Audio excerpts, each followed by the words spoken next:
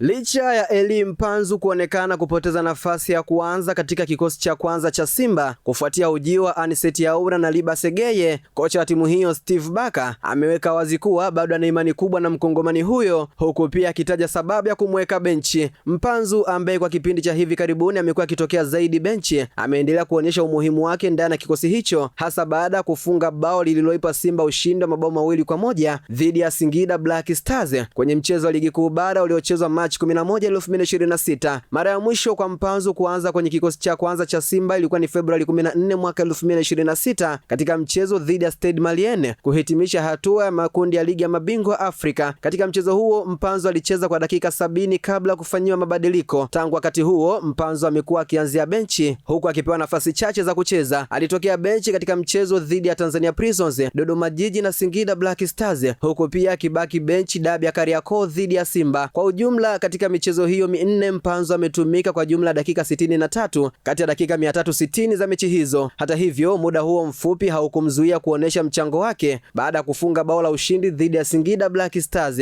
Bao hilo lilimfanya kocha Barker kumzungumzia, akieleza kuwa bado ni sehemu muhimu ya mipango ya timu licha ya ushindani mkubwa uliopo kwenye safu ya ushambuliaji. Akizungumza na moja ya chombo cha habari baada ya mchezo huo, Barker alisema kila mchezaji aliyepo ndani ya kikosi cha Simba ana umuhimu wake na uamuzi wa nani acheze au asicheze hutokana zaidi na mahitaji ya kiufundi ya kila mchezo. Nikimnukuu Barker anasema, ni sehemu ya kikosi chetu, hivyo mchezaji yoyote ambaye yupo Simba ni muhimu. Ndiyo maana Mpanzu bado yupo nasi. Kucheza au kutokucheza ni maamuzi ya kiufundi, lakini ni mchezaji muhimu na nina mipango naye, mwisho kunukuu. Kocha huyo aliongeza kuwa ubora wa Mpanzu bado unahitajika ndani ya kikosi hicho, akisisitiza kuwa ushindani uliopo katika safu ya ushambuliaji ndio unaofanya baadhi ya wachezaji wasipate muda mwingi wa kucheza. Bao alilofunga dhidi ya Singida Black Stars limekuwa la pili kwa Mpanzu katika msimu huu wa ligi kuu bara na limeisaidia Simba kufikisha alama 27 kwenye msimamo wa ligi ikiwa nafasi ya 4. Simba kwa sasa ina pointi sawa na Azam FC iliyopo nafasi ya 3, ingawa Azam ina uwiano mzuri wa mabao ya kufunga na kufungwa, huku pia ikiwa na mchezo mmoja mbele. Ushindani katika nafasi za juu za msimamo wa ligi unaendelea kuwa mkali kadri msimu unavyoendelea. Baada ya ushindi huo dhidi ya Singida Black Stars,